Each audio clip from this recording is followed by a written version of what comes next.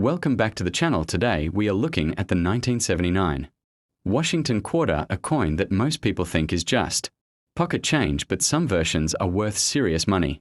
From mint errors to rare varieties and coins in high grades, I will show you exactly what to look for and how much your 1979 quarter could really be worth. Let's get started. The design of the 1979 quarter is part of the traditional Washington quarter series. On the obverse we see a profile bust of George Washington sculpted by John Flanagan facing left. Above him is the word Liberty, while to his left is the motto, "In God We Trust," and beneath his neck lies the date 1979. The reverse features the heraldic eagle perched proudly on a bundle of arrows and surrounded by olive branches symbolizing strength and peace. This eagle reverse was used from 1932 until 1998, just before the launch of the famous 50-state quarters program, so the 1979 issue sits firmly within the classic design years that collectors often seek to complete sets. In terms of mintage, 1979 was a busy year for the US Mint. The Philadelphia Mint struck about 463 million quarters, the Denver Mint produced around 489 million, and the San Francisco Mint issued both proof coins and some circulation coins bearing the S Mint mark that a total of well over 1 billion quarters produced that year, making the 1979 quarter far from rare in raw numbers. Compare that to historical rarities with style figures where only around 30,000 coins were struck and you'll see that 1979 is considered a common date year. However, high survival rates do not eliminate value opportunities, especially when it comes to error coin special strikes or pristine gem condition examples.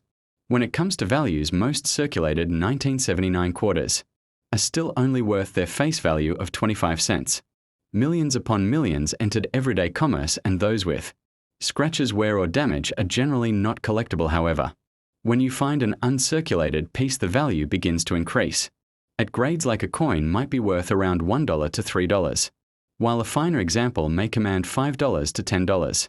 At the top end, a sharply struck 1979 quarter can bring $75 to $150 and, in rare cases, of or above prices can exceed $500 at auction because so few examples exist in such condition.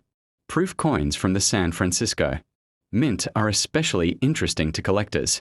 In 1979, the Mint produced over 3.6 million proof sets, meaning proof quarters are relatively easy to find. However, pristine, deep cameo proofs with no spots, haze, or imperfections are still valuable.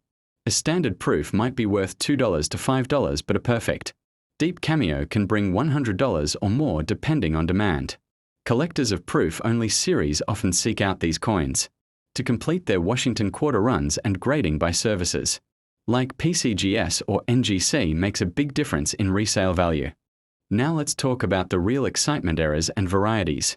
The 1979 quarter is known for several striking mistakes, including off-center strikes, double strikes, broad strikes, and clipped planchets. A 1979 quarter strikes dramatically off-center with a visible date can easily sell for $50 to $200. Double die varieties are especially popular where lettering or details of Washington profile appear doubled under magnification. Depending on clarity, these double dies can fetch anywhere from $25 to several $100. Even more unusual errors like struck through grease errors or coins missing parts of their design make the 1979 quarter far more collectible than its high mintage would suggest. The 1979 quarter also has historical significance, as it falls within the transitional period before the 1980s, when U.S. coin production began modernizing. The late 1970s quarters are interesting because they still show a lot of hand-punched mint mark variations, as the Philadelphia Mint did not add a P mint mark until 1980. That makes the 1979 Philadelphia issue the last Philadelphia quarter without a mint mark, a fact that appeals to collectors' building date and mint sets. While not rare, this detail gives the coin added historical context. For those considering, the 1979 quarter as a collectible condition is everything. If you have rolls of these quarters, take the time to look carefully at each one under good lighting. Coins with sharp details in Washington hair, no bag marks, and strong luster are worth putting aside. Additionally, if you spot oddities like off-center images, missing design elements, or Unusual toning, it may be worth having the coin evaluated by a professional grader. Remember, a common coin in poor condition might be worth only 25 cents, but the same coin in perfect condition or with a mint error could be worth 100. From an investment standpoint, the 1979 quarter is not typically considered a key rarity, but it is a great coin for beginners to collect and for teaching new collectors how to spot value differences based on grade errors and varieties. For long-term collectors, it fits perfectly into Washington quarter albums and helps complete the narrative of U.S. coinage before the monumental shift of the state quarter program in 1999. As time goes on and more of these coins wear out or get lost, high-grade survivors and certified errors will continue to gain collector interest. So to wrap things up, the 1979 U.S. quarter dollar may not seem like much at first glance, but it carries a surprising range of values.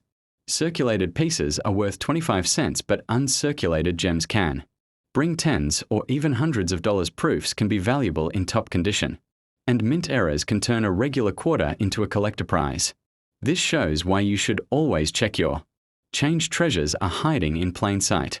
If you enjoyed today's breakdown, do not forget to like this video, subscribe to the channel, and hit the notification bell so you never miss another deep dive into coin collecting. Share this with your fellow collectors, and remember, every coin tells a story, and some stories are worth big money.